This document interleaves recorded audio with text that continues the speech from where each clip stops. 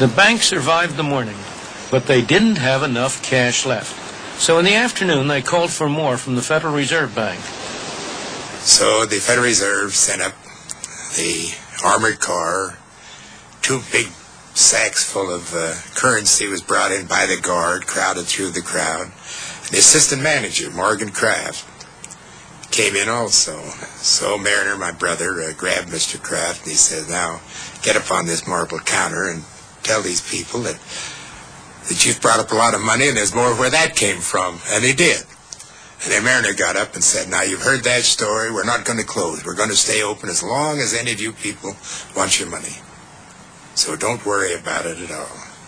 Well, of course, he had one other bank in the city, and we called him and told him that he couldn't close either. He said, well, I can't. I haven't any money to stay open. So we made him a temporary loan because we had another bank closed while this run was going on. The psychology of the public would be such we'd never break the run in our bank. Everybody would come until they got all of their money out. The bank survived the first day's run. It was time to change psychology. The second day was to be very different. So that evening we called our employees all together because we knew that the next day people had been working during the day and would have heard about this, and the next morning we'd have them with us. So we figured, now we can't let a crowd build up in the lobby. So we told our tellers, I says, now, you pay out this money just as fast as you can. So when anybody comes in the front door, they don't see a line. You pay out $100 bills. And don't let any line ever develop at your window. Well, it never did. So along about noontime, people were just coming and going in a normal fashion, and the run was over. It was all a question of reassuring the public that they could get their money. The Federal Reserve System was there to ensure that this happened by supplying cash to the banks. Why didn't this system prevent the Great Depression after 1929? Because from 1929 to 1930, after the stock market crash, the Federal Reserve System allowed the quantity of money to decline slowly, thereby throttling the monetary structure. By December 1930, the quantity of money had fallen by 3%, which may not seem much, but a growing economy needs additional money in order to prevent deflation and problems. Given this throttling of the monetary system, what happened after that was more or less inevitable. If the Bank of the United States had not happened to fail, some other bank would have been the victim. It would have failed and would have set off the runs. Once the runs started, the Federal Reserve could have prevented them from having the disastrous consequences they did by stepping in and providing the banking system in general, through creating new money, with the cash it needed to meet the demands of depositors. After all, once depositors start trying to take their money out of the banks, there is a strong tendency for the quantity of money to fall.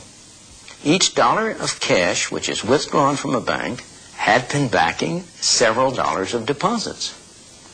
If the Federal Reserve had stepped in, bought government securities on a large scale, provided the cash, the depositors would have found that they could get their money and they would have stopped asking for it.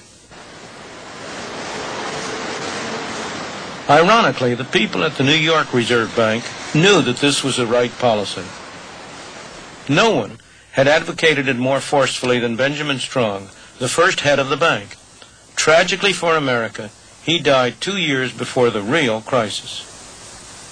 With the death of Benjamin Strong, a truly remarkable man who not only ran the New York Bank, but was also the key figure in the entire Federal Reserve System, a struggle for power broke out between New York, the other banks, and the board in Washington. New York lost, the other banks, and even more, the board in Washington won. That was a little noticed event, but it was the first step in that massive move of power to Washington that has dominated our lives ever since. Then and now, this building housed the U.S. Treasury Department. But at that time, the Federal Reserve Board also had its modest offices somewhere in the same building. The shift of power was sealed a few years later, when the board got its own magnificent temple a few blocks away from here on Constitution Avenue. Despite excellent advice from New York, the system refused to buy government bonds, something which would have provided cash to the commercial banks with which they could have met more easily the insistent demand of their depositors. Instead, believe it or not, the system stood idly by while banks crashed on all sides. As the head of one of the banks put it, the reserve system had to keep its powder dry for a real emergency. But if this wasn't an emergency, what was? As bank after bank closed, a chain reaction was in process, destroying money as it went.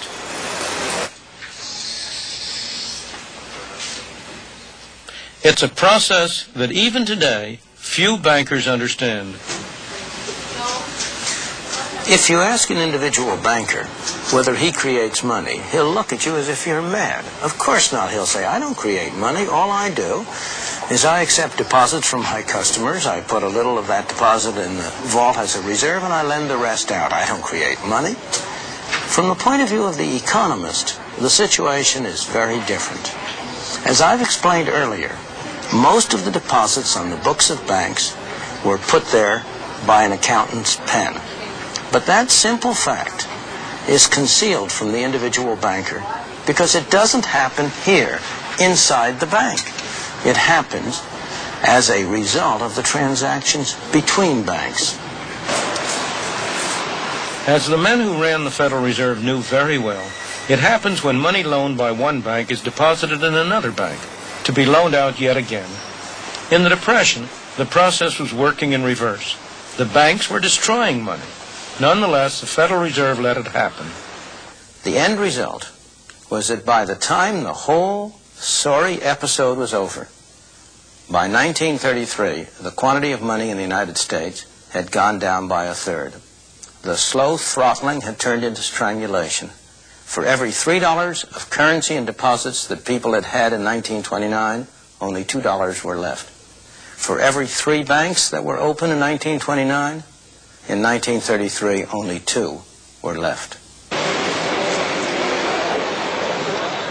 The terrible depression that followed was a direct result of bungling by the Federal Reserve System.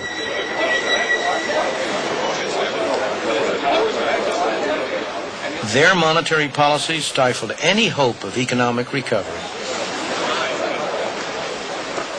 Worse still, America's depression was to become worldwide because of what lies behind these doors.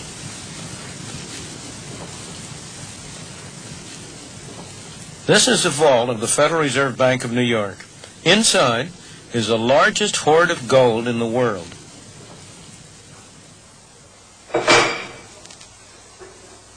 Because the world was on a gold standard in 1929, these vaults where the U.S. gold was stored provide an excellent test of where the Depression originated.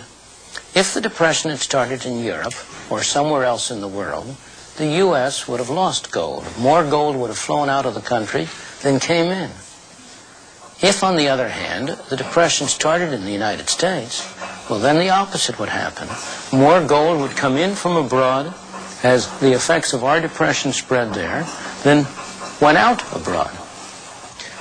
In reality, that is exactly what happened. When the international money system was based on gold, the rules of the game were these. The gold in the United States was supposed to control the amount of money issued by the Federal Reserve. In turn, the amount the Federal Reserve issued controlled the amount of money issued by the commercial banks, which in turn controlled the amount of money that individuals, businesses, and industry could get from the banks. The result, a monetary structure, all supposedly tied to the amount of gold in the vaults in the United States. But in 1930, the Federal Reserve didn't play by the rules. It stood by as banks started to collapse, and with each one that went, the money supply fell.